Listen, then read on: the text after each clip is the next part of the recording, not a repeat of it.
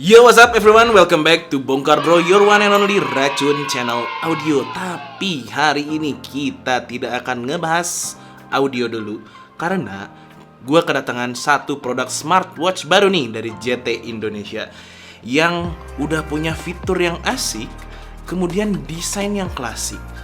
Kira-kira seperti apa ya? Ini dia JT AM2 Smartwatch. Let's get started.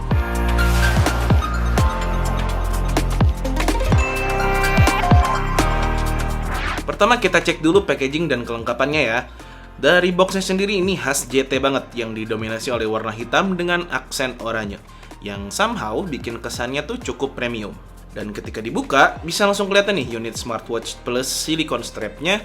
Selain itu, di dalamnya ada juga greeting card plus user manual, wireless charging dock to USB-A, dan dapat extra strap dari kulit juga nih guys. Jarang banget nih gue lihat ada tambahan extra strap kayak gini, apalagi bahannya kulit, meskipun ini kulitnya sintetis ya. Tapi minimal ini bisa memberikan opsi apakah kalian mau pakai yang silikon atau mungkin kelihatan lebih elegan casual pakai yang leather strapnya. By the way, yang punya kita ini dapatnya warna coklat ya. Tapi kalau di official store-nya sih ada juga pilihan leather strap warna hitam. Dan tentunya seperti biasa, produk-produk JT ini punya garansi selama 2 tahun. Lumayan banget tuh, meskipun kita pribadi belum pernah coba ya untuk klaimnya seperti apa, karena mostly barang-barang yang kita terima sih masih fine-fine aja sampai sekarang. Langsung masuk ke build dan desainnya, yang jujur waktu awal unboxing dan gue pegang, ini tuh rasanya premium banget coy, si JT AM2 ini. Kesan desainnya tuh minimalis retro klasik dengan bentuknya yang bulat besar, dan ada semacam strip plus angka di bagian bezelnya. Dengan tambahan aksen two-tone antara bezel di dialnya yang hitam glossy dengan housing yang berwarna dark matte grey gini, bikin kelihatan lebih mewah. Di sisi kanan ada crown dial dan tombol biasa, sementara di sebelah kiri ada lubang mikrofon beserta speakernya. Kalau lompat ke belakang, ini ada heart rate sensornya yang sekilas kayak dibalut ceramic shield gitu sih, kayak Apple Watch, tapi rasanya kayak lebih ke plastik sih kalau dari teksturnya. But overall dari segi build quality-nya, ini tuh gue rasa solid banget ya.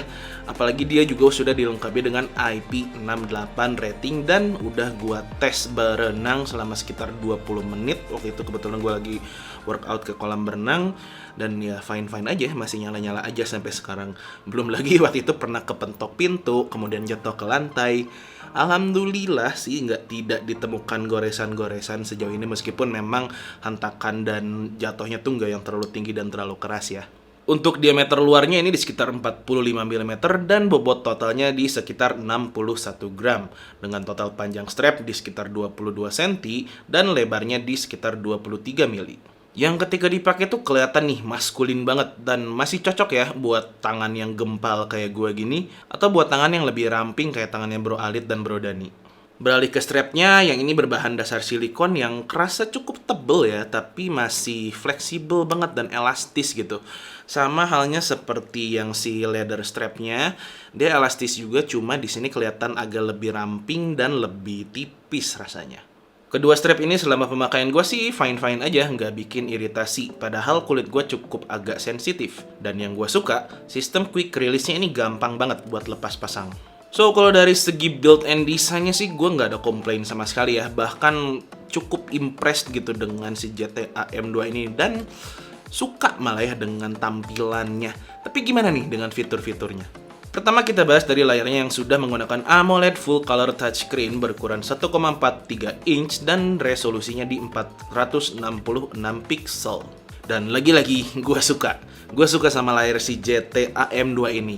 Jadi kalau dilihat tuh reproduksi warnanya tuh cerah dan akurat gitu ya. Warna kuningnya kuning, oranye dan hijau dan sebagainya.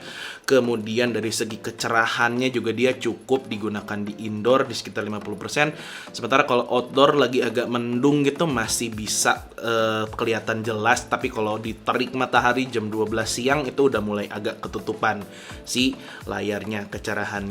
Selain itu respon terhadap sentuhan juga cukup sensitif dan cukup fluid. Mau gua geser kanan kiri buat shortcut akses widget, ke bawah buat masuk ke quick setting, geser atas buat cek notifikasi, atau buat tekan-tekan tombol di layarnya pun semuanya kerasa gercep aja gitu responnya. Selain itu, layarnya juga udah support untuk raise to wake, jadi ketika diangkat tangannya dia akan menyala, dan juga always on display. Paling minusnya dia nggak punya tap to wake aja, jadi misalnya dalam kondisi standby idle gitu ya, kalian tap gitu nyala, nah itu belum ada fiturnya di sini. Nah, untuk always on display-nya ini gue perhatiin ada dua tipe. Pertama yang memang layarnya menampilkan watch face yang kita pilih. Kedua ada yang namanya standby dial yang jadi semacam lock screen display gitu dengan opsi digital atau analog clock. Kenapa gue bilang lock screen display? Karena ketika si standby dialnya itu diaktifkan, dia tuh mau gua tap-tap, mau gua raise to wake tuh tidak akan aktif ya. Ini literally harus memencet tombol fisiknya di sini untuk mengakses ke menu utamanya. Jadi ketika digeser-geser atau gimana pun itu tetap tampilannya seperti jam biasa, yaitu dengan pilihan digital tadi ataupun yang analog. Ngomong-ngomong soal tombolnya, yang crown di bagian atas ini buat masuk ke menu utama dan punya fungsi scroll buat ganti watch face dari home screen atau navigasi dari menu utama. Sementara kalau tombol yang di bawahnya ini itu buat shortcut masuk ke menu olahraga yang katanya sih ada 100 lebih mode olahraganya. Untuk tampilan menunya ada 3 opsi, yang list biasa seperti gini, terus selular macam infinite loop-nya Apple, dan juga rolling icon. Gue pribadi sih lebih prefer yang list biasa kayak gini ya untuk tampilan menunya, karena menurut gue sih lebih mudah aja gitu untuk diaksesnya ketimbang menu tampilan yang lain. Dan selain itu juga karena menu-menu pilihannya juga itu-itu aja. Menu-menu kesehatannya, menu olahraga, menu-menu semacam produktivitas, dan buat setting-settingan si smartwatch-nya. Kita bahas ke fitur kesehatannya dulu, yang mana untuk si heart rate sensornya ini tuh gue nggak nemu ya spesifikasinya dia menggunakan heart rate-nya apa, chipsetnya apa, tapi dibilangnya sih dalam spesifikasi produknya dia bisa all day atau real time heart rate monitoring. Tapi selain heart rate juga ada kok fitur monitoring untuk SpO2, kemudian tekanan darah, sleep monitoring, stress level, dan juga breathing exercise. Yang secara akurasi somehow agak labil mungkin ya bahasanya dari segi si fitur monitoring kesehatannya ini. Kenapa? Karena untuk heart rate dan SpO2 ini hasilnya terbilang cukup akurat sih. Paling beda sekitar 2-4 digit doang kalau dibandingkan dengan yang medical device. Bedanya heart rate monitoring ini bisa full 24 jam. Sementara untuk yang blood oxygen ini harus manual diaktifkan kalau mau cek hasilnya. Nah, buat yang tekanan darah, ini jauh banget bedanya dari setiap pengecekan, pasti hasilnya lebih rendah. Kemudian untuk sleep monitoringnya juga kayak kadang kecatet, kadang enggak. Padahal pola tidur gue tuh lagi normal ya dari jam 9 pagi sampai sekitar jam 3 pagian gitu. Cuma kadang dia kecatatnya kayak cuma 3 jam doang gitu. Bahkan nggak kecatat sama sekali. Hanya di 1-2 hari pertama aja tuh yang full gue pakai dan memang mendeteksi yang cukup akurat untuk si sleep monitoringnya. Padahal ini pemakaian gue ini kurang lebih sekitar 1 minggu ya untuk melakukan review si GTA M2 ini. Beralih ke fitur olahraganya yang memang setelah gua cek ini banyak banget cuy. Ada kali memang sampai sekitar 100 mode olahraga mulai dari walking, running, jogging, climbing, hiking, cycling, freeform, weightlifting, swimming, dan masih banyak lagi. Yang mana ini tuh dibagi jadi beberapa kategori dan bisa diatur mana olahraga favorit yang mau kalian simpen di menu utama. Tapi kalau dari metode pengukurannya sih sama-sama aja ya. Either lu mau olahraga lari atau kamu olahraga berenang, sama aja untuk pengukurannya dia lebih ke heart rate monitoring, kemudian kalori yang dikeluarkan oleh tubuh energinya, plus dari segi jarak itu aja sih 3 poin dari pengukuran terhadap olahraganya. Masuk ke fitur produktivitasnya yang gue temukan beberapa hal menarik nih. Kalau fitur-fitur umum ini seperti biasa ya, mulai dari alarm, stopwatch, timer, music, kamera, find phone, weather app, do not disturb mode, dan juga app notification yang sayangnya tuh nggak semua aplikasi bisa diakses atau disupport oleh si smartwatch ini ya.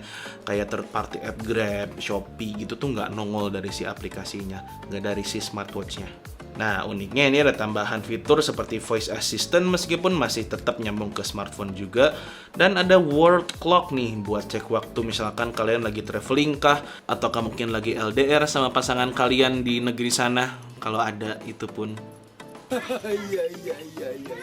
Plus ada juga semacam stock market gitu buat teman-teman yang hobi mainan saham. Meskipun ya jujur nggak kepake-pake amat juga sih ya untuk si fitur stop market tadi dan juga world clock tadi, karena tampilannya nih agak kurang nyaman aja di mata. Ujung-ujungnya gue tetap buka lagi ke HP untuk ngelihat world clock dan juga untuk melihat si stop marketnya.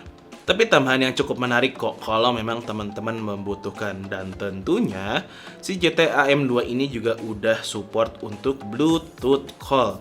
Meskipun sayang dari kualitas Bluetooth call-nya ini agak kurang bisa diandalkan ya. Karena kalau dilihat nih ya, posisi mikrofon dan speakernya itu kan di sebelah kiri, tapi speakernya tuh di bagian bawah housingnya, yang mana ketika dipakai itu tuh agak sedikit bersentuhan atau bertempelan dengan kulit atau tangan kalian langsung gitu. Yang dampaknya itu menghasilkan suara speaker yang kecil banget, sampai-sampai yang dideketin ke kuping nih baru kedengeran lawan bicaranya ngomong apa. Tapi kalau dari fungsi kualitas mikrofonnya masih cukup baik kok.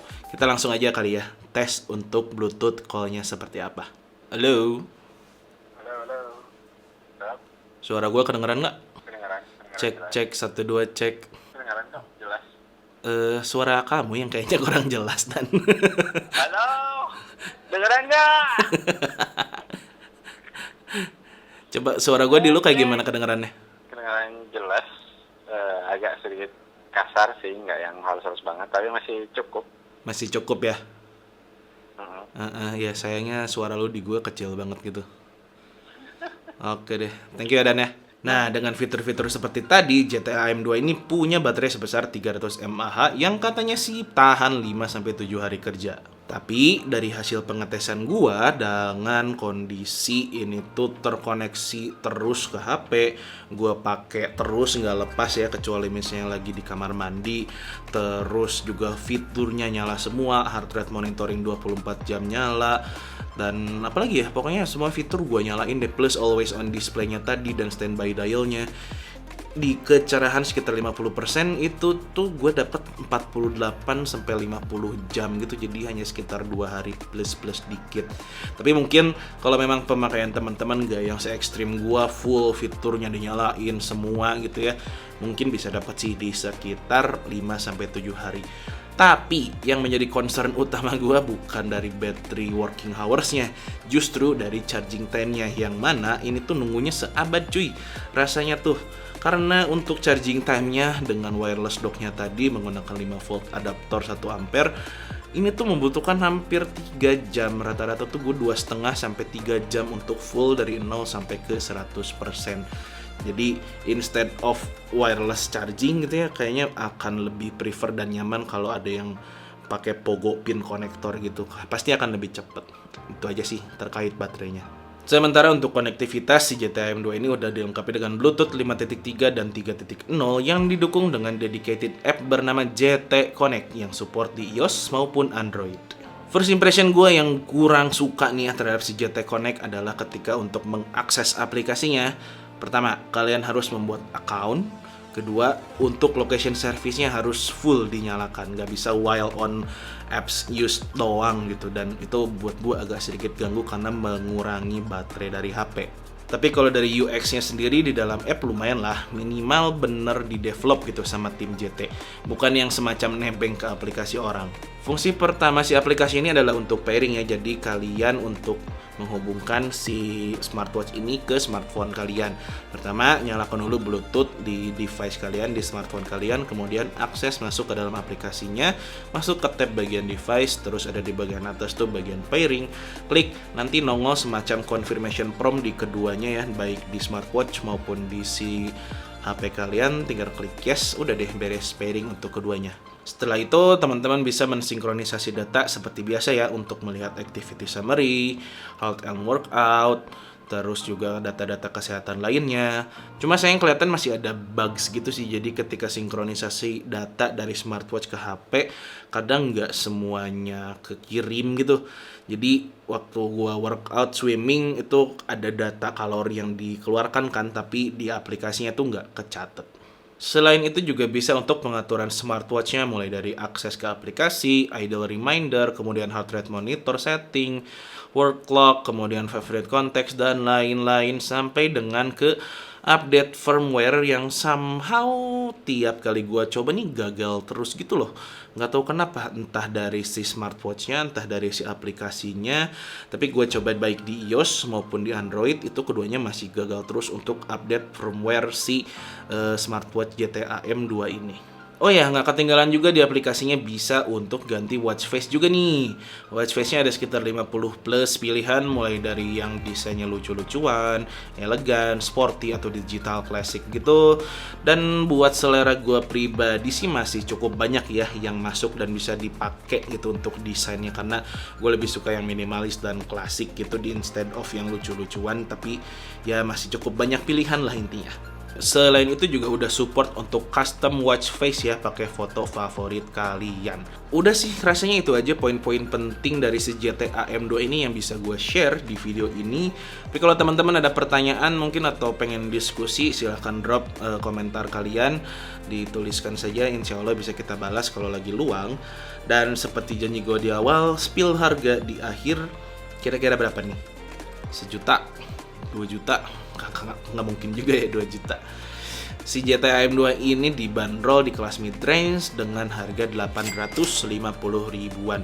Meskipun waktu kemarin gue sempet cek ke official store-nya sendiri, di deskripsinya ada tulisan dia dari harga 1,7 gitu sih.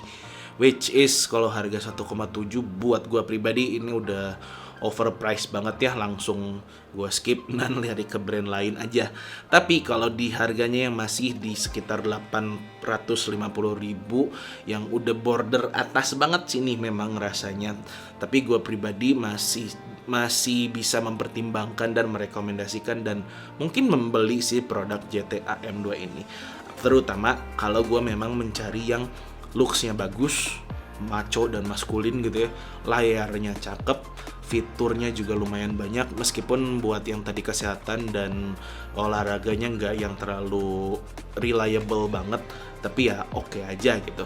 Tapi intinya sih buat temen-temen, kalau memang nyari smartwatch di bawah 1 juta yang udah layar AMOLED, kemudian bentuknya bulat kayak gini, ini bisa banget gua rekomendasikan. Nah, sekian dulu aja untuk video kali ini. Thank you banget buat teman-teman yang udah nonton. Gue Busem, catch you guys on the next one. Peace.